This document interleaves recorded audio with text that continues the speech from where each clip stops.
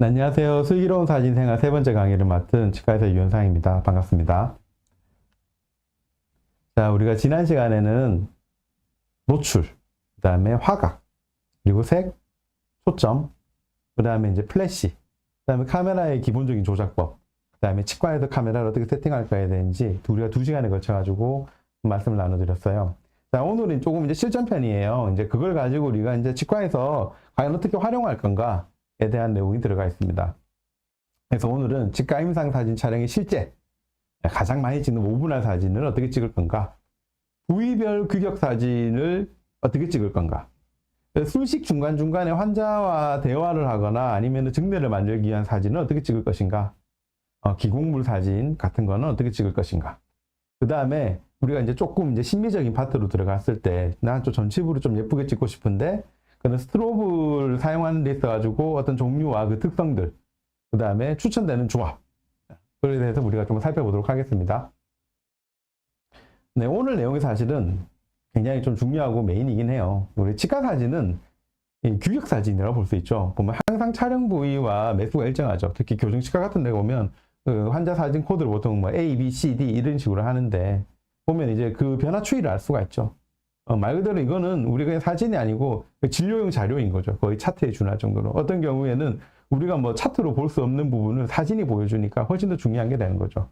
그리고 이제 그렇기 때문에 우리가 이 규격 사진은 지켜줘야 되는 배열 방향이라든가 약속이 있습니다. 그래서 배열 방향은 보통 파노라마 엑스레이 준해서 하죠. 상하, 하악 있고, 그 다음에 그 우리가 40번대, 중앙, 그 다음에 30번대 이런 식으로 우리가 보게 됩니다. 그 다음에 이제 진료 수식 사진들이 있어요. 환자와 대화를 할 때도 찍고, 우리가 이제 어떤 발표를 한다거나, 또 인스타에 올리거나 할 때, 진료의 흐름에 따라서 찍는 사진들이 좀 있습니다. 그런 거 이제 어떤 포인트에서 찍어야 되는가, 우리가 좀 볼 수 있겠고요.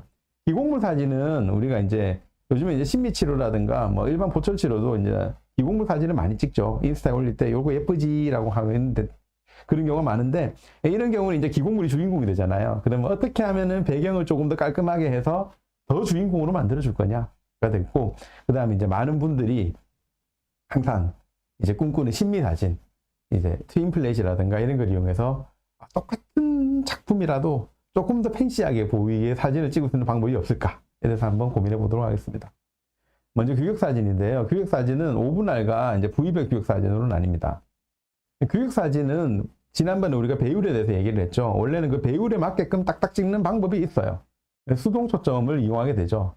근데 이제 필름 카메라 시대 때 방법이고, 지금은 사실 자동 초점으로 촬영을 하는데 아무런 문제가 없습니다. 게다가 또 편집을 하면 되니까요. 처음부터 정말 완벽한 한 장을 찍는 습관을 들이는 건 아주 좋은데요.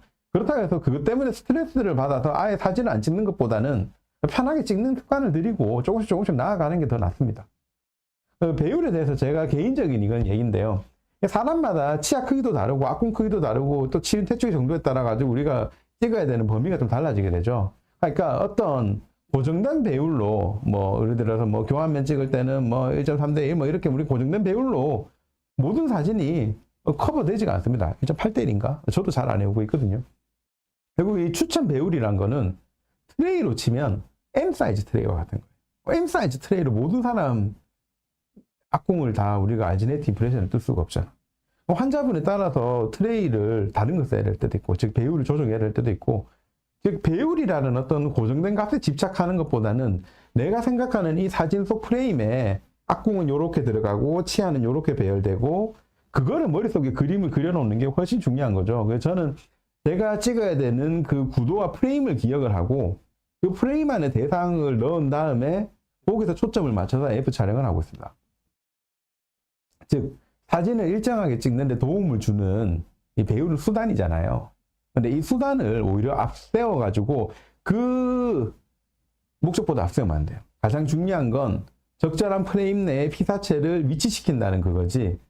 무조건 이 몇 대 몇으로 해가지고 수동으로 해서 몸을 앞뒤로 기울여 가면서 찍어야 돼. 이거는 좀 아닌 건 거야. 그러면은 그렇게 찍을 것 같으면 사진 아무도 안 찍을 거예요. 하지만 추천 배율은 있죠. 그리고 이 추천 배율을 어느 정도 알아야 우리가 구도를 잡는 데 도움이 됩니다. 그래서 5분할 전학 사진 같은 경우에는 1대 3 정도가 추천이 되고요. 3분의 1학 부분 사진 같은 경우는 1대 1.8. 이거 주변에 수동으로 찍으시는 분 있잖아요. 한 5분한테 물어봐봐요. 다 달라, 사실. 다 달라요. 책마다도 달라요. 책마다 달라요. 제가 사진책, 뭐, 일본에서 온 거, 어디서 온 거, 이런 것도 몇 권 있는데, 보면 다 조금씩 달라요. 결국은, 예, 그, 본인이 생각하는 여백의 미, 이런 것도 좀 다르기 때문에, 어떤 사람, 예를 들어, 치아, 우리가 4, 5, 6, 7 부분하고 찍는다. 이러면은, 야, 3번 정도랑 뒤에 막셀러리 투버로스티 조금 나와주는 게 좋지 않아? 이런 사람도 있고, 어떤 사람은, 야, 3번의 딕탈 정도랑 7번 치은 조금 뒤쪽으로 나오는 게 좋다. 이런 사람도 있는 거야.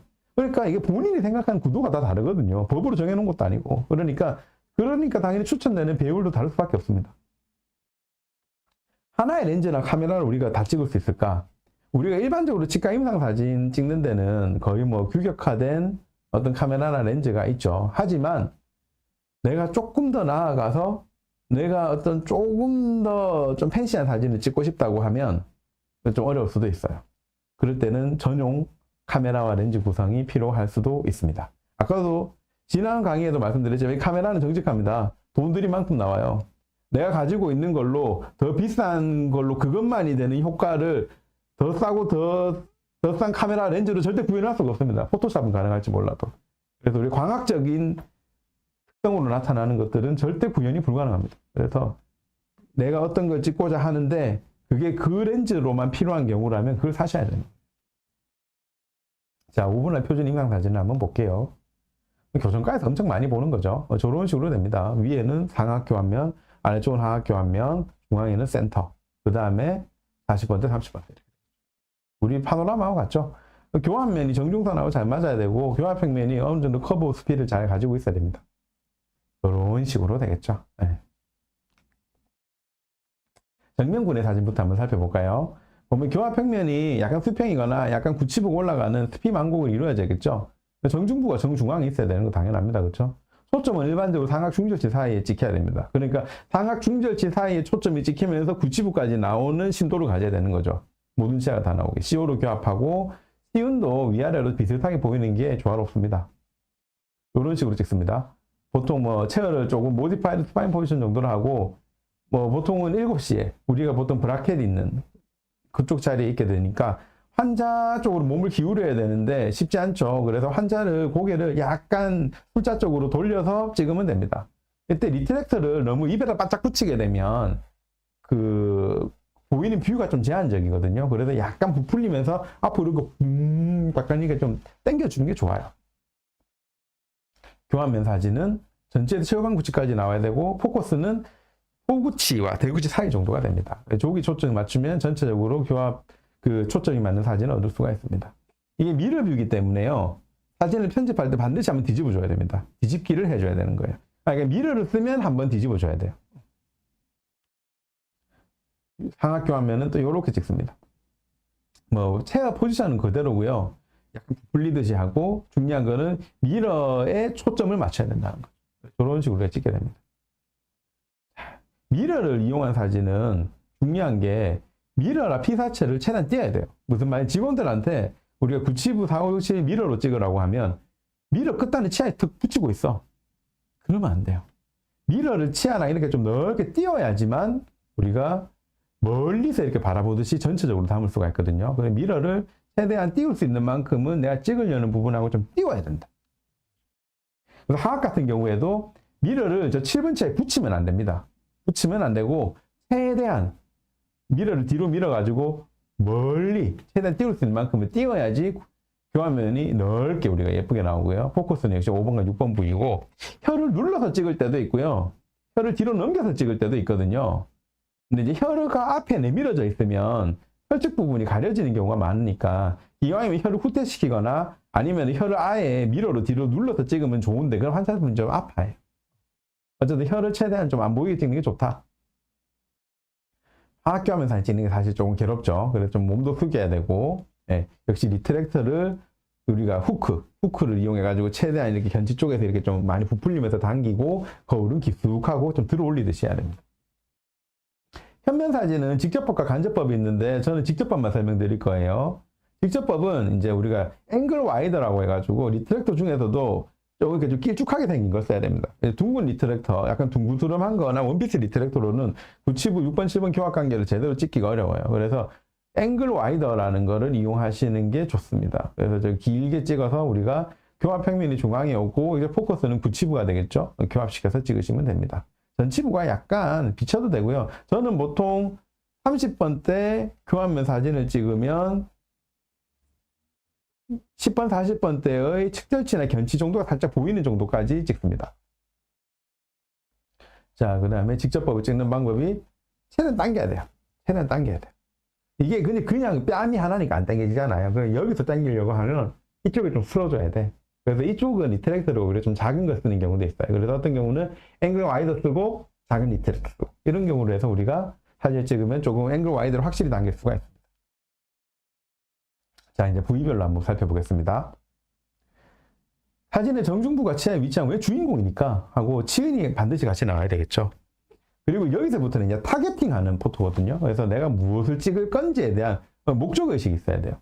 내가 스토리를 만들어야 되는 거야. 그러니까 내가 오늘은 이걸 찍는 거는 예를 들어 가지고 뭐 충치가 먹은 걸 내가 치아 4개 나오는 우리가 구치부 부분 포토로 찍은 다음에 내가 충치 파내고 뭐 MTA 깔고 그다음에 레진 치료를 하거나 인레이하는 이런 수식 자체를 하나의 시나리오를 만들겠다라고 하면 미리 잘 구도를 잡고 들어가야죠. 왜?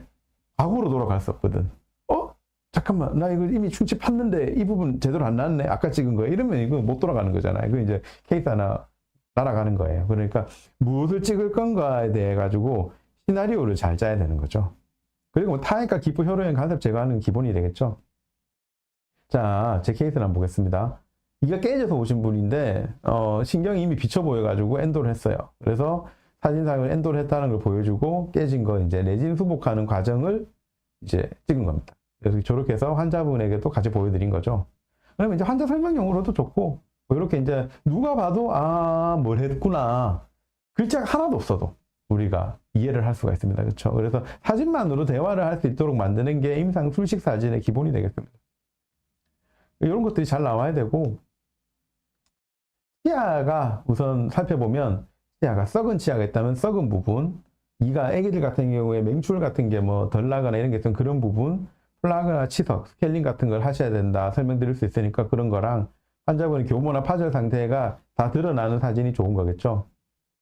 치은은 치주염이 있다면 염증 상태라든가 환자의 어떤 심미 성형 수술을 해야 될 수도 있으니 그런 경우에는 치은의 두께라든가 세축 부분이 있다면 그런 부분을 담아둘 수 있는 사진이 좋은 임상 사진이 되겠습니다. 수복물을 살펴보면 환자의 지금 수복물이 어때요? 골드 크라운에 구멍이 난 게 보이시죠? 또 임플란트도 있고 그렇습니다. 그렇죠? 그래서 수복물 종류가 뭔지, 교합면 상태가 어떤지, 그 상태는 또 어떤지, 뭐 반사면 같은 게 우리가 이제 시적을 했다면, 우리가 트라이인하고 일주일 체크를 했는데 굉장히 샤이니 스팟이 있다. 이런 거 있다면 우리가 이제 다시 교합 조정 좀 해야 되잖아요. 그런 부분이 있는지를 우리가 사진에서 밝혀낼 수가 있겠죠. 치열 같은 게 있을 때는 치아 위치라든가 교합 평면, 경사, 뭐 이제 우리가 이제 뭐 오픈 바이트인지 딥 바이트인지 이런 거에 따라서 피게 된 부분 이런 것도 살펴볼 수가 있습니다. 자, 전치부 확대 사진을 한번 살펴보면 치아의 절단, 치경부의 가상의 선이 한가운데 있고 치은 나오고 경우에 따라서는 흑경을 사용하면은 좋습니다. 그런데 흑경을 쓰게 되면 치아가 범랑질이 굉장히 투명하신 분들은 흑경 때문에 그 부분이 좀 어둡게 도드라질 수 있어가지고요. 실제로는 색깔이 맞는데 흑경을 쓰면 좀 이상해 보이는 경우도 있어요. 그래서 흑경을 잘 적절히 사용하면 좋은데 또 무조건 쓰는 거는 안 좋고 흑경을 거리를 좀 조절해가지고 흑경의 영향을 좀 줄이는 것도 필요합니다. 전치부 확대 사진은 똑같습니다. 우리 일반적으로 그냥 우리 오브나 포토 찍을 때 뭐 똑같고 사실 조금 더 앞에서 들이대서 찍는 것 뿐인 거죠. 경우에 따라서는 그냥 오브나 사진을 좀 잘라서 쓰기도 합니다. 요즘 화소가 좋고 해상도가 괜찮기 때문에 나쁘지 않아요. 자, 요거는 이제 편악 전치부 확대 사진이죠. 이런 경우에는 이제 치아가 한중간에 오고 나머지 구조물들이 좀 가려지는 게 좋습니다. 시연이 잘 나와야 되고요. 이게 저는 이렇게 편악 전치부 사진을 즐겨 찍지는 않는데 일본 연자분들은 맥시멈 한 16개 정도 되거든요. 부분으로 찍고 교환면 4군데 찍고 협설 찍으면 그것만 해도 몇 군데, 12군데 정도 되잖아요. 그 정면에 뭐 이렇게 옆면 이렇게 하면 16개 정도 되는데 일본 연자분들 같은 경우에 그런 사진을 좀 많이 찍는 편이고 우리나라에서는 사실 저렇게 편악을 하나하나 찍는 경우는 그렇게 많지는 않습니다. 전치부 심미용도 말고는요. 하지만 이제 많이 뜨는 게 전치부 같은 경우에는 지금과 같은 저런 편악 사진을 많이 찍고, 구치부 같은 경우에는 그 인레이 수복이나 이런 것 때문에 교환면 부분악 사진을 상당히 많이 찍고 있어요. 그래서 그 사진들은 찍는 법을 좀 잘 익혀 두시면 스토리를 만드는 데 도움이 됩니다. 그래서 흑경을 사용하면 어때요? 아까 전에 다 물었을 때는 색깔도 괜찮고 실제로 자연광이나 별 문제가 없거든요. 하지만 흑경을 쓰면 레진의 그 티 쉐이드가 조금 도드라집니다. 그래서 흑경을 쓰게 되면 좀 수복이 그러나 하지만 실제로는 괜찮은 거죠. 교환면 부분악 규격 사진은 요거는 조금 찍어 두시는 법을 익히면 굉장히 좋습니다. 미러뷰를 이용하고 이렇게 보통 소구치 2개, 대구치 2개가 들어가 있는 저 형태가 표준입니다. 그래서 동일 구도로 저렇게 늘 찍어 두는 습관을 들이면 수식 중간중간에 찍으면은 우리가 어떤 스토리를 만들기가 굉장히 좋아요. 설득 부분악 규격 사진은 사실 그렇게 잘 찍는 편은 아니에요. 왜냐하면 일단 찍기가 좀 어려워요. 이거 찍기가 굉장히 어려워요. 그래서 세미나를 제가 진행을 했을 때 들어오러 오시는 분들이 제일 찍기 어려운 게 이겁니다. 물론 적응되면 금방 찍거든요. 제일 찍기 어려운 게 이건데, 이거 같은 경우에는 우리가 눈으로는 확인하기 어려운 부분을 발견할 때가 많아요. 사실 값어치는 굉장히 큽니다. 설측 같은 경우에 우리가 우식 같은 거를 우리가 아무리 미러로 그냥 잘 관찰을 한다 하더라도 일반 시경으로요. 관찰한다 하더라도 놓치는 경우가 많은데, 저런 경우는 환자에게 보여주기도 좋고, 환자도 절대 자기가 안 보이는 부분이거든. 그래서 환자 설명하기도 좋고, 어떤 치주적인 문제나 아니면은 설득에 우식이 있는 사람들이 생각보다 좀 있습니다. 뭘 먹는지 모르겠는데 그런 분들에게 여기 있어요 라고 보여드리기에 굉장히 좋은 아이템이 됩니다. 그래서 찍으시는 걸 연습을 해두시면 뭐든 다 쓰이긴 해요. 자, 이번에는 이제 이런 것들을 바탕으로 진료 술식할 때는 어떻게 되는가를 보겠습니다. 이게 입천장에서 떼어낸 우리가 이제 FGG를 위한 소프트 티슈거든요. 굉장히 요즘 인터넷에서 핫한 우리 배경재 원장님의 사진을 제가 좀 얻어왔습니다. 허락을 받고 흔쾌히 내주셨는데, 몇몇 진료 술식 사진을 한번 살펴보도록 할게요. 진료의 흐름에 따라 포인트에 맞춰도 되고, 문자가 없어도 사진만으로 대화가 되는 느낌이어야 됩니다. 흐름에 따른 구도가 되게 중요하죠. 그러니까 우리가 주인공만 싹싹 바뀌고 주변부는 그대로 있는 그런 느낌이 사실 좋은 거죠. 포인트가 딱 집중이 되잖아. 게다가 이런 것들은 우리가 혹시라도 겪을 수 있는 의료 문제에 대한 방어 도구가 되기 때문에 값어치가 굉장히 커요. 사진을 많이 찍으시는 게 좋아요. 자, 첫 번째로 울산 참치과 이근용 원장님에게 제가 부탁을 드려서 사진을 하나 얻었습니다. 제 사진들도 있는데 기왕 강의를 할 거면 제가 생각하기에 가장 멋진 사진들로 조금 강의를 구성하고 싶어서 제가 세 분의 아주 유명하신 분들께 사진을 좀 얻었어요. 그래서 한번 같이 살펴보도록 하죠. 자, 엑스레이를 먼저 보면 11번 치아에 외엽수가 있죠. 네, 발치를 해야 되는 상황입니다. 자, 쭉 흐름이 보이시나요? 위에서부터 보면 저렇게 왔는데 발치를 했고 잇몸을 열어서 임플란트를 심었다. 그렇죠? 뼈를 개서 뼈를 좀 보탰고 멤브레인을 이용해 뼈 이식을 했습니다. 이거 누가 봐도 이게 흐름이 그냥 글자 하나도 없어도 알 수 있어요. 그렇죠? 그런 다음에 수처를 했고 템포러리를 본딩 타입으로 해드렸네요. 예, 그런 다음에 다시 이제 임플란트 연결하는 우리 템포러리 바꾸게 되고 지대줄을 연결하고 파이널 보처를 세팅을 하고 체크업 사진입니다. 글자가 하나도 없어도 너무너무 잘 알 수 있어요. 아주 좋은 사진이라고 볼 수 있죠. 자, 두 번째는 인스타에서 아주 유명한 우리 그 몇몇 치과 임상방에서 활용 점정으로 활동하고 계신 작단님의 사진을 이것도 제가 얻었습니다. 허락을 받고 얻었습니다. 그래서 또 정성껏 골라주셨는데 한번 살펴볼까요? 위에서 보면 충치가 별로 없는 것 같아요. 그렇죠? 하지만 옆면이 많이 썩었다. 치수가 노출되었다는 게 강조되어 있습니다. 그렇죠? 그런 다음에 우리가 적절한 처치를 하고 건조를 시킨 다음에 MTA를 적용을 했다는 걸 사진만으로도 알 수 있습니다. 물론 위에 보면 MTA 다이렉트 펄프 캐핑이라고 적혀 있지만 글자가 없더라도 우리는 너무나 잘 알 수가 있죠. 그런 다음에 레진 베이스와 마지널 엘리베이션을 한 다음에 Emax로 수복을 완료했다는 걸 알 수가 있습니다. 그리고 7번은 레진으로 수복을 하셨죠. 그냥 글자가 없어도 흐름을 쭉 알 수가 있는 거예요. 정확한 구도에서 일관성 있게 사진을 찍으면 저런 식으로 된다는 겁니다. 자, FGG 사진을 한번 볼까요? 부착 치인이 없다는 거를 첫 번째 사진에서 완전히 보여주고 있죠. 쭉쭉 보면 전망만 있고 부착 치인이 부족하다. 그래서 저런 식으로 절개를 했고 부분층 절개를 했다는 겁니다. 그다음에 부분층에서 다시 근육층이랑 결합조직층을 다시 분리를 했다는 사진이고, 그런 다음에 우리가 임플란트 세컨 오펜을 했다는 거죠. 그런 다음에 FGG를 떼와서 여기다 턱 붙이고 수처를 했다. 이거 뭐 그림만 봐도 어떤 거를 했다는 게 눈에 확연히 들어오는 거예요. 그러니까 와, 똑같은 술식이라도 구도가 좋고 사진이 좋으니까 더욱더 그 술식이 빛나 보이는 거죠. 와, 정말 멋있다라는 생각이 사실은 든단 말입니다. 우리 배영재 원장님께서 이 세팅도 알려주셨어요. 보면 이분이 쓰시는 건 니콘 G5, 이건 풀프레임 바디거든요. 풀프레임 바디에 105mm G 타입의 접사 렌즈. 그러니까 풀프레임 바디에는 100mm 렌즈를 써도 우리가 충분합니다. 너무 이렇게 멀리 가지 않는다는 거죠. 그 다음에 고독스 링플래시는 광량이 수동 조절이에요. 그래서 우리가 촬영을 했다는 겁니다. ISO 200에 아까 전에 100mm 렌즈 정도 되니까 심도 표현을 위해서는 32 정도로 조여주셨고 셔터 속도는 160분의 1초가 되겠습니다. 사실 저랑 같이 세팅을 한 겁니다. 그때 좀 우리가 세팅실을 같이 찾았거든요. 그래서 지금은 아주 훌륭하게 좋은 사진들을 많이 찍고 계십니다. 자, 이번에는 기공물 사진을 한번 볼까요? 이 사진만 봐도 보이죠?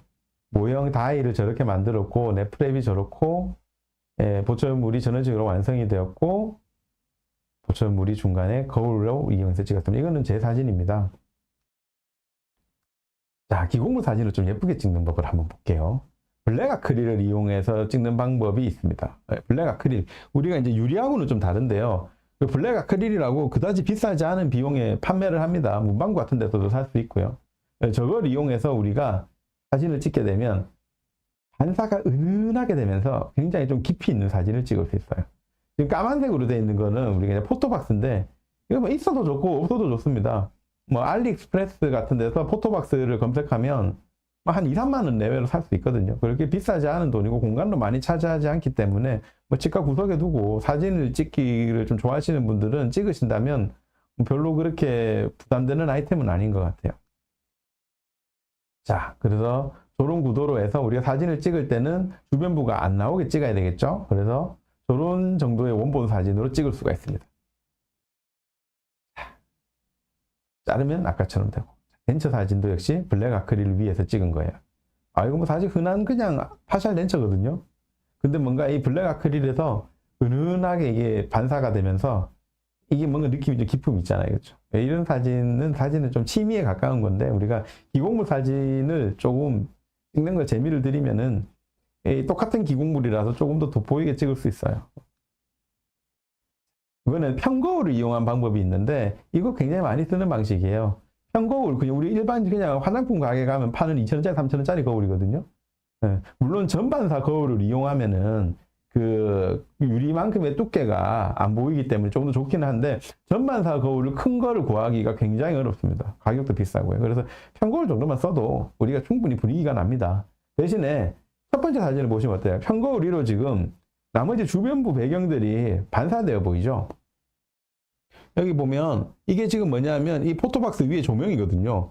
근데 내가 찍는 거는 기공물만 딱 나와야 되는데 이런 것들이 지금 좀 나오면 곤란하다, 그쵸? 그래서 편거울을 쓸 때는 이 배경지를 꼭 대줘야 됩니다. 부직포여도 되고, 이런 포토박스 살 때 한 2, 3천 원 주면은 같이 끼어 나오는 이런 그 배경지를 쓰셔도 됩니다. 그래서 배경지를 잘 쓰셔야 되고, 그러면은 이 거울이 어떻게 돼요? 어떻습니까? 검게 비치죠. 지금하고 다르죠? 그러니까 우리가 이 거울을 아까 전에 블랙 아크릴처럼 쓸 수가 있는 거죠. 대신 얘의 장점은 블랙 아크릴은 블랙 색깔만 되는데, 얘는 내 색깔을 어느 정도 배경지를 뭐 쓰냐에 따라 바꿀 수 있다는 겁니다. 사진을 찍어 볼게요. 이런 식으로 사진을 찍으면 이런 느낌이 되게 된다는 거죠.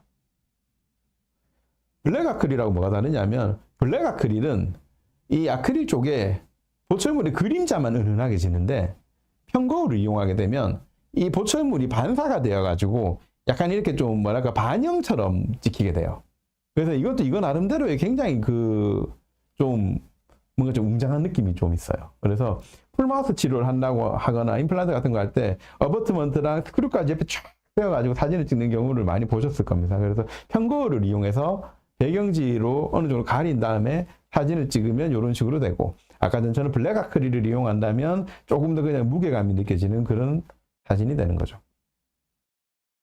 백색 배경으로 사진을 찍는 경우도 있는데요. 이 백색 배경으로 사진을 찍는 게 사실은 굉장히 어렵습니다. 왜냐하면 검은색 배경은 장점이 그림자가 져도 표시가 안 나요. 근데 이 백색 배경은 그림자가 집니다. 결국 그림자를 최소화하기 위한 게 필요하거든요. 그래서 반사각을 이용해 가지고 그림자가 질 만한 여러 곳을 그림자를 지울 만한 사실은 조명을 추가로 몇 개를 설치를 해야 됩니다. 그래서 사실은 백색 배경 사진 찍는 게 제일 어려워요. 이게 제일 고난이도입니다. 근데 막상 찍어 놓으면 어려운 거하고 상관없이 블랙 아크릴에 찍는 게 제일 좀 기품 있어 보이죠. 그래서 공들이는 거하고 사람이 그런 느끼는 어떤 좀 그 느낌은 좀 달라요. 대신에 백색 배경은 가장 큰 장점이 눕기를 딸 수 있습니다. 그래서 저 덴처만 눕기를 딴 다음에 저걸 이용해 가지고 뭐 다른 사진이나 이런 데 쓸 수가 있기 때문에 눕기를 따시려면 백색 배경으로 찍으셔야 돼요. 자, 이번에는 스트로브 사용에 대해서 한번 살펴볼게요. 저희 뭐 병원에는 사실 스트로브가 몇 개가 있습니다. 제가 뭐 휴대폰으로 사진 찍는 조명도 한 서너 개 가지고 있고요. 와이프한테 좀 혼을 놨는데 스트로브도 뭐 트윈도 뭐 종류별로 좀 있고 링플래시도 있고 실제로는 디퓨저 쓰고 있습니다만은 그 다음에 그 요즘은 많이 화두되는 픽스라이트도 가지고 있습니다. 두 세트 사야 좀 할인되더라고요. 그래서 그것도 가지고 있는데 뭐 산 김에 한번 제가 찍어봤어요. 자, 치과에서 가장 흔하게 사용하는 루미랩 디퓨저입니다. 그냥 일반 렌즈에 내장 플래시를 이용해 가지고 찍는 거예요. 빵 찍으면 이런 식으로 돼요. 치아 표면을 한번 볼까요? 이제 여기서 표면이 되게 중요하거든요. 치아 표면을 보시면 어때요?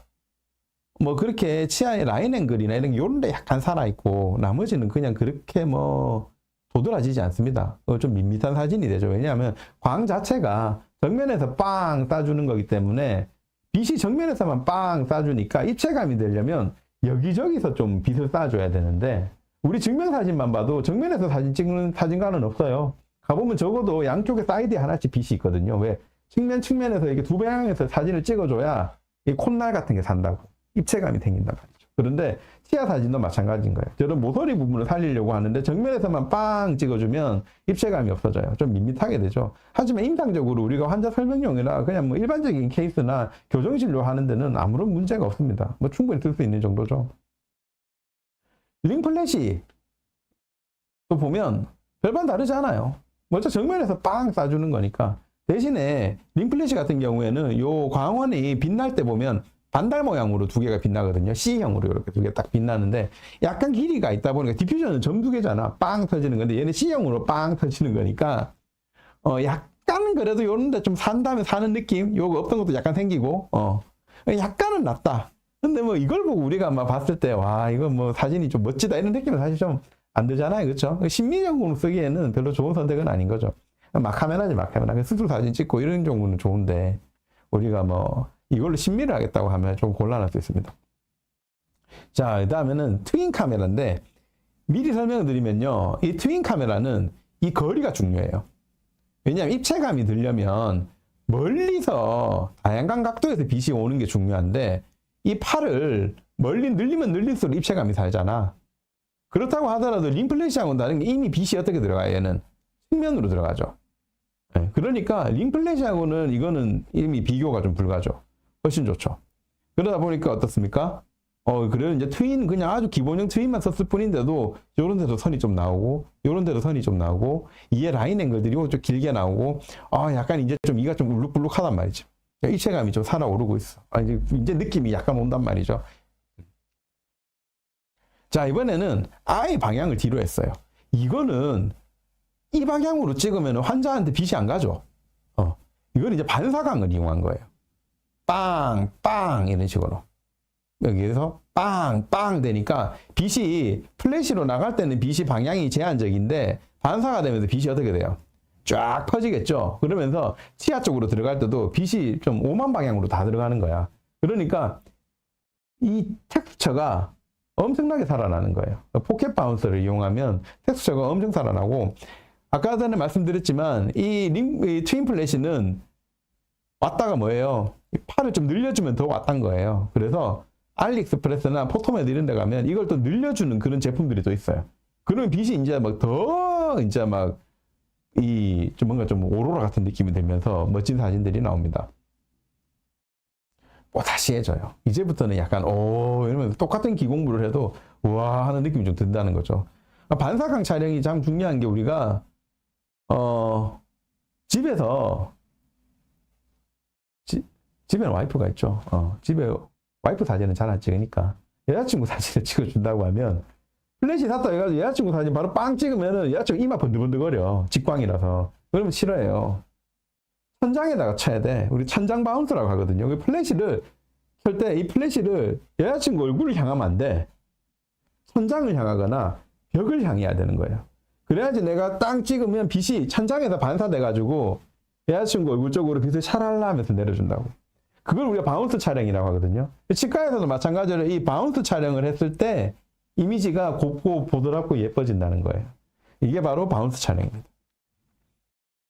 각도를 좁히면 뭐 미세하게는 좀 차이 나는데 뭐 크게 다르지는 않습니다. 어쨌든 간에 우리가 뭐 각도를 한다 큰 영향은 없고 중요한 거는 바운스 촬영을 하느냐 안 하느냐가 제일 중요하고 그 다음으로 중요한 거는 이 카메라의 거리입니다. 그래서 우선 바운스 촬영만 해도 굉장히 좀 드라마틱하다. 예뻐진다. 자, 픽스라이트. 야, 이거 완전 환장하죠. 얘는 사실은 바운스는 아닙니다. 빛이 이렇게 보면 우리가 빛이 이렇게 가는데 이게 직광으로 가요. 빛이 이렇게 직광으로 가요. 그런데 이 안에서 이 하얀색 천을 이용해 가지고요. 빛을 자기에다 부셔버리는 거야. 그리고 또 부신 빛을 바운스 시키는 거지. 그러니까 얘는 사실은 우리가 이제 엄밀하게 말하면 바운스 촬영도 있지만 디퓨저로서의 역할로 하는 거죠. 그러니까 얘가 빛이 엄청 부드러워지는 거예요. 소프트박스를 이용한 거죠. 사실 그냥 소프트박스인 것 뿐인 건데 치과에서 쓰기에 조금 사이즈를 작게 만들어 놓은 게 아이디어 상품이죠. 아이디어 상품. 뭐 우리 보통 스튜디오 가면 이만한 소프트박스 달려 있거든요. 그 치과용으로 좀 작게 만든 거고 치과용 플래시를 바로 연결할 수 있게끔 만든 아이디어 상품입니다. 아주 그냥 좀 오로라 같은 느낌이 들고 어떤 사람들은 좀 너무 과하다 이런 느낌도 좀 들 정도라고도 하니까 아무튼 빛의 특성이 좀 이런 식으로 똑같은 사람을 찍어도 빛의 특성에 따라 달라진다는 거예요. 제가 동영상 촬영을 하면서 빛이 터지는 순간만에 찍어봤어요. 그러니까 어때요? 우리가 디퓨저랑 링플래시는 빛이 전방으로 좀 쫙 향하는 경향이 있고 이런 트윈이라든가 특히는 바운스 촬영을 하게 되니까 빛이 어떻게 돼요? 너무 신기한데 빛이 둥글둥글하게 뭉쳐요. 둥글둥글하게 뭉쳐.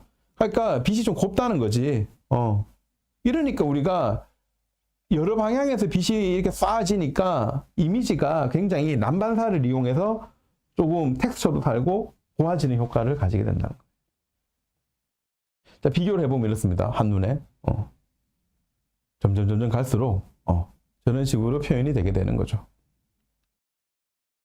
자, 이제 추천 장비. 그럼 우리 뭘 사야 돼요? 라고 궁금할 수 있잖아요. 그렇죠? 이거 제가 가지고 있는 카메라입니다. 저는 니콘 G50에 85mm 마크로 렌즈에다가 루미넷 디퓨저를 연결한 걸 2대. 하나는 뭐 신안이 오거나 직원들이 스케일링 할 때 뭐 혹시라도 특이점이 있으면 자기들이 촬영을 하고요. 하나는 제가 술식 볼 때 무조건 제 옆에 있습니다. 그래서 특이점이 있을 때마다 사진을 찍어서 환자분에게 대화하는 용도로 쓰고요. 하나를 가지고 쓰니까 막 카메라 가지러 와야 되고 막 거기서 시간 롭스가 너무 많더라고요. 그래서 하나는 무조건 내 옆에 둬야 되겠다 싶어서 2대를 가지고 있고 캐논 200D2랑 이제 100마일은 우리가 트윈 플래시를 이용해 가지고 저는 전치부 사진을 찍는 데 쓰고 있습니다. 풀프레임을 하면은 조금 더 느낌이 다르기는 한데 일단은 제가 좀 색감 자체를 좀 캐논 색감을 좀 선호하는 경향이 있고요. 니콘은 그냥 막 쓰기 좋아서 쓰는 거고 그러다 보니까 이제 선택지가 그렇게 많지는 않더라고요. 그래서 저걸 쓰고 있고 이 5600의 탐농 90mm 렌즈는 제가 이렇게 뭐 자료나 만들면서 여러 가지 플래시들을 좀 끼워가면서 이번 강의 자료도 마찬가지고요. 제가 범용 기공물 찍는다거나 이런 데 좀 쓰고 있고 이 5300이 하나 더 있는데 이건 그냥 뭐 막 씁니다. 그냥 스페어라고 보시면 5대 정도 있네요. 병원에 이렇게 2개를 제가 갖고 있어요. 그래서 88, 89 붙인 거는 저장되는 폴더에 번호가 붙는데 이 두 개니까 헷갈려가지고 88로 찍었냐? 88, 89로 찍었지? 이러면서 이제 폴더를 찾을 때 우리가 이제 헷갈리지 않으려고 제가 번호를 표시해 놓고 있습니다. 이 조합이 저는 우리가 일반적으로 치과에서 쓰기에 가장 좋은 조합이 아닐까. 우리가 그냥 일반적으로 쓰기에. 한 대를 산다면 이렇게 사는 게 저는 추천을 합니다. 전치부 찍을 때는 저 사진을 찍을 당시에는 우리가 그냥 간단한 우리 디퓨저를 연결하고 있는데요. 지금 포켓 바운서를 쓰고 있습니다. 그래서 픽스라이트도 가지고 있고요. 픽스라이트는 지금 너무 사이즈가 커서 둘 때가 좀 마땅치 않아 가지고 정말 필요할 때만 찍고 있고, 지금은 저거는 아니고 실리콘으로 만든 포켓 바운서를 쓰고 있어요. 근데 저걸로도 나쁘지 않습니다. 저게 이제 캐논 200D2에 우리가 100마일을 연결한 전치부용 세팅이에요. 이게 85mm를 쓰는 게 좋으냐 90mm를 쓰는 게 좋은데, 니콘을 쓰는 입장에서는 85mm가 정답입니다. 고민의 여지가 전혀 없어요. 근데 이제 캐논을 쓰시는 분들은 90mm 탐론 렌즈를 써야 되죠. 근데 좀 무겁습니다. 그렇고 캐논의 미러리스로는 이 85mm 렌즈가 있거든요. 85mm 이게 미러리스 전용 렌즈인데 얘는 등배가 안 돼요. 그래서 제가 한번 써봤는데 이 치과에서 쓰기에는 조금 애로사항이 있어요. 그래서 뭐 조금 멀리서 찍는 용도면 상관없는데 치과에서 쓰는 용도는 아닙니다. 그래서 아직까지 캐논 카메라로 치과에서 쓸 만한 적절한 조합은 사실 교정 치과라면 60mm 렌즈가 있는데 심지어 걔도 단종이에요. 중고 말고는 구할 수가 없어요. 제가 한 3대 정도를 샀는데 다 중고로밖에 못 샀습니다. 그래서 사실 뭐 어느 쪽이든 요즘에 뭐 좀 이런 미러리스도 그렇고 핸드폰 때문에 다 카메라들이 잘 안 팔리거든요. 그래서 구하기가 쉬운 상황은 아닌데 어쨌든 가장 추천되는 건 니콘의 85mm 조합이고, 탐론의 90mm 렌즈는 좀 무겁다. 그리고 고장이 나면 AS가 조금 아무래도 좀 번거로워요. 번거롭고 캐논에서는 쓸만한 렌즈가 없다. 풀프레임에 100만원 써도 되는데요. 그럼 좀 이제 그러면 가격도 비싸지고 막 쓰기에는 좀 부담스러운 조합입니다. 85마가 좋아요. 85마가 좋습니다. 얼마나 작아요? 한번 돌려보면 사이즈 자체가 이게 니콘 85마고요. 그 다음에 이게 탐론 90마고요. 이게 니콘에서 나오는 105마거든요. 이게 미러리스 전용으로 나온. 화질이 끝내줘요. 정말 끝내줘. 아까 전에 배경재 원장님이 찍으신 렌즈가 이거예요. 근데 얘 크기를 봐봐요. 이게 무거워. 게다가 이 렌즈 쓰면 디퓨저도 못 써요. 플래시 써야 된다고. 카메라에 플래시에 이거 뭐 진짜로 사진에 정말로 애정이 있지 않으면은 쓰기가 굉장히 어려운 조합입니다. 우리 그 거제에 계신 그 서울 강남 치과에 이 G50을 저한테도 추천해 준 분인데 배정인 원장님의 픽이에요. 이거만한 게 없다. 아무리 생각해도. 이거는 제가 두 번째로 가지고 있는 D5600인데요. 얘도 좋습니다. 근데 얘와 얘의 차이의 근본적인 건 딱 하나예요. 얘는 무선 전송이 안 돼요. 얘는 무선 전송이 돼요. 그러니까 우리가 덴트웹이나 아이프로나 이런 프로그램에서 사진을 바로바로 환자분들에게 보여줄 수 있는 방식은 무선 전송이 되거나, 아니면 우리가 좀 편한 말로 직원 파일이라고 해가지고 찍자마자 SD카드 빼내가지고 직원이 사진을 올리고 이래야 되는데, 무선 전송을 조금만 우리가 세팅을 해두면 너무너무 편합니다. 너무너무 편합니다. 근데 얘는 무선 전송이 안 돼요. 그러면은 요즘에 이게 가격 차이 그렇게 많이 안 나거든요. G50이랑 G5랑 이거 풀프레임 쓰면 안 되나? 돈도 얼마 안 되는데 이게 풀프레임이 좋지 라고 하지만 근본적인 차이는 여기 있습니다. G5는 민둥머리예요. 얘는 내장 플래시가 없어요. G50은 내장 플래시가 있어요. 무슨 말이냐면 G5는 디퓨저를 못 씁니다. G50은 디퓨저를 쓸 수 있어요. 나는 어차피 림 플래시 쓸 거야. 그럼 G5 쓰셔도 돼요. 근데 나는 최대한 좀 진료실에서 컴팩트하고 가볍고 그렇게 쓰고 싶다고 한다면 G50이 답인 거죠. G5는 내장 플래시가 없기 때문에 디퓨저 못 쓰고요. 조금 더 무겁고 85mm 렌즈를 쓰면 크롬 모드가 되기는 한데, 그러면은 이 큰 센서에 요 한 절반 정도만 쓰는 거예요. 아깝지. 비싼 돈 주고 샀는데 센서도 다 안 쓰고 85mm를 쓸 거면 그걸 하면 안 되는 건 거야. 얘는 100mm 렌즈 써야 돼요. 아까 100mm인지 사이즈 이만했잖아. 그럼 이게 무게가 이게 뭐 이미 이거 어마어마하죠. 게다가 돈도 더 비싸요. 이거는 굳이 쓴다고 하면 105mm 렌즈 꽂아서 트윈 달아가지고 신미 용도로 쓰기에는 더할 나위 없이 좋죠. 근데 우리가 진료실 막 카메라로 쓰기에는 사실은 좀 부담스러운 조합이라는 겁니다.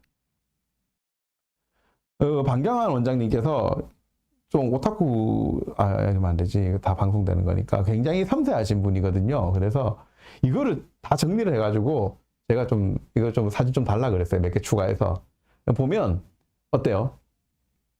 딴 거 다 필요 없고 이거 봐봐요. 무게를 봐봐요. 무게가 이게 비교가 안 돼요. 그리고 모든 게 가능한 게 G50입니다. 내장 플래시 있고 무선 공유기를 통해 가지고 우리가 무선 공유를 해가지고 뭐 휴대폰으로 넘어가는 그거 말고요. 그냥 병원 컴퓨터에 공유 폴더로 바로 들어가는 거예요. 공유 폴더로 바로 들어가는 거야. 그래서 가볍잖아요. 다 해서 885g 배터리 제외. 어마어마하게 가벼운 거예요. 진짜 이거는. 직원들이 한 손으로 찍어도 전혀 부담스럽지 않은 무게인 거죠. 이 무선 전송이 사실은 저는 예전부터 좀 어떻게든 직원들의 그 수고스러움을 좀 줄일 생각이 좀 있고 사진도 바로바로 보고 싶어가지고 이것저것 많이 샀는데요. 결국은 요즘은 아이파이도 지원도 안 되고 플래시 에어도 사실은 단종입니다. 구하기가 어렵고 실제적으로 살 수 있는 거는 이 이지쉐어라는 프로그램인데 얘는 우리가 원하는 것처럼 그렇게 바로바로 넘어가지 않아요. 이거 잘못 샀어 저는. 사실 별로 추천하지 않습니다. 아이파이는 구할 수 있으면 괜찮은데 프로그램을 새로 까신다고 하면은 조금 프로그램 언어를 좀 건들 줄 알아야 됩니다. 그러니까 보통 이게 쓸만한 거 아니야. 이거 쓸 줄 아는 사람인 것 같으면은 이 카메라 이거 수업을 들을 필요도 없어요. 플래시어는 그나마 구할 수만 있으면 쓸 수 있는데 문제 구할 수가 없어요. 얼마나 빠를까요? 제가 저 병원에서 실험을 했습니다. 결론적으로 말하면 종이컵 거울 이걸 종이컵 찍은 거, 거울 찍은 거, 임플란트 실 찍은 거 이거를 이제 장소가 다른 거거든요. 보면 한 장 넘어가는데 3.4초, 조금 먼 거리에서 6.8초, 2.4기가, 5기가 연결하면 더 빠릅니다. 대신에 걔는 그 범위가 좀 좁아져요. 그래서 진료실에서는 2.4기가 와이파이 연결하는 게 더 좋은데 한 장당 좀 먼 거리에 있어도 6.8초면 넘어가. 얼마나 좋아요. 200D도 무선 전송 되거든요. 얘는 2.4만 되는데 이게 버전이 사실 와이파이 버전이 얘가 더 후진데 얘가 더 빨라요. 그래서 배정윤 원장님이 그럴 리가 없는데 이게 더 느릴 건데라고 했는데 제가 재보니까 더 이게 빠르던데요. 그러니까 그렇구나 이렇게 했는데 얘 빨라요. 근데 얘는 좀 왔다 갔다 해. 우리가 06이랑 붙는다 안 붙는다 말을 썼는데 니콘 거는 무조건 붙어요.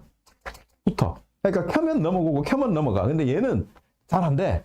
얘는 될 때 있고 안 될 때 있어. 그래서 좀 짜증나요. 그래서 웬만하면 무선 전송에서 조금 안정성인 거는 니콘 쪽이 조금 더 안정성이 있다 생각을 합니다. 그래서 이거 사라는 거예요. 이게 좋아요. G50 FTG 마운트 이거는 뭐냐면 옛날 렌즈를 이 G 마운트에 연결해주는 중간 어댑터입니다. 그 다음에 85mm 마이크로의 루미넷 피셔 이거를 쓰시라는 겁니다. 저는 이걸 추천합니다. 두 번째로 추천하는 거는 나는 무선 전송 안 해도 돼 라고 하면 그냥 D5600 쓰면은 좀 더 가벼워져요. 중간 FTG도 없고 좀 더 좋아져요. 게다가 얘는 이 뷰파인더가 아까 미러리스 같은 경우에는 광학 뷰파인더거든요. 그래서 좀 이질감이 있어. 그런데 얘는 진짜 광학 뷰파인더예요. 우리 일반적으로 그 프리즘을 이용하거나 미러를 이용한 이제 그 광학 뷰파인더라서 보기에 훨씬 직관적이에요. 그래서 이게 장점이 있어요. 그래서 이것도 괜찮은데 무선은 안 됩니다. 자, 이렇게 우리가 강의를 마무리했고요. 결국은 추천 조합 말씀드렸고, 우리가 플래시에 따라서도 좀 차이가 있다. 설명을 드렸습니다. 자, 이제 마지막으로, 많이 올라오는 저한테 질문들 몇 개만 한번 추려봤어요. 초점 부위 말고는 흐려져요. 이 사진 찍은데 이렇게 나온대. 앞니 먼저 나왔죠? 뒤에 다 날아가고. 이게 뭘까요? 질문에 답이 있죠? F4.0. F4.0으로, 이게 조리개 값이 4.0이면 신도가 저렇게 됩니다. 그러니까 조리개 값을 한 25 정도로 줘보세요라고 하면 내 사진이 제대로 찍히는 거예요. 그래서 인물 사진 찍을 때는 오히려 저걸 하는데 우리가 조리개가 너무 밝아서 아웃 오브 포커스가 된 겁니다. 자, 두 번째, 원장님 F값 늘리라고 해가지고 F값 늘렸는데 사진이 어두컴컴하게 나옵니다. 이건 뭐예요? 빛이 충분하지 않다는 거죠. 근데 치과 사진은 우리가 ISO를 높일 수도 없고 셔터 수도 높일 수 없다는 거잖아요. 플래시를 조정해야 된다. 플래시를 쓰는데도 어둡다면 플래시의 광량을 늘려야 되고, 디퓨저를 쓴다고 하면 광량 설정을 해가지고 좀 더 플래시를 더 밝게 터뜨려줘야 된다는 거죠. 그것도 안 되면 ISO를 약간 키워줘야 되는데 400 이상 키우는 거는 별로 안 좋습니다. 자, 사진이 자꾸 흔들려. 이거는 셔터 시간을 너무 늘려가지고 이 카메라가 너무 오랫동안 셔터를 열고 있기 때문이에요. 그래서 셔터 속도를 160분의 1이나 200분의 1초 정도로 맞춰야 됩니다. 그렇게 하고 나머지 세팅치를 조절해야 되는 거죠. 사진이 노란기가 돌아요. 이거는 화이트 밸런스의 문제인 거예요. 화이트 밸런스 색온도를 조절해줘야 됩니다. 뭐 프리셋을 바꾸거나 아니면은 색온도를 조절해가지고 커스텀을 하거나 아니면은 색온도를 조절을 하거나 아니면은 진짜 내가 어떤 그런 화이트 밸런스를 맞추는 그 그레이 카드가 있거든요. 그걸 이용해서 이제 커스텀을 맞추거나 하면은 되겠습니다. 플래시를 쓰는데 어두워요라고 하면 셔터 속도는 플래시하고 아무 상관이 없어. 왜? 플래시 터트리는 순간은 정말 짧거든요. 그래서 조리개를 조금 열거나, 이거는 보통은 외장 플래시일 땐 이럴 리가 없고요.